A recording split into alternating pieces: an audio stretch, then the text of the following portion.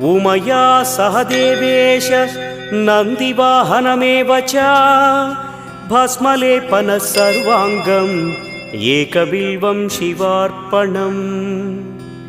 सालग्रामेषु विप्राणां तटाकं दशकूपयोः यज्ञकोटिसहस्रस्य एकबिल्वं शिवार्पणम्। दन्तिकोटिसहस्रेषु अश्वमेधशतक्रतौ कोटिकन्या महादानम् एकबिल्वं शिवार्पणम्।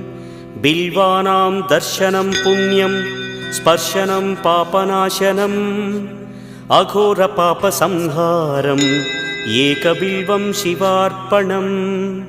सहस्रवेदपाठेषु ब्रह्मस्थापनमुच्यते अनेकव्रतकोटीनाम् एकबिल्वं शिवा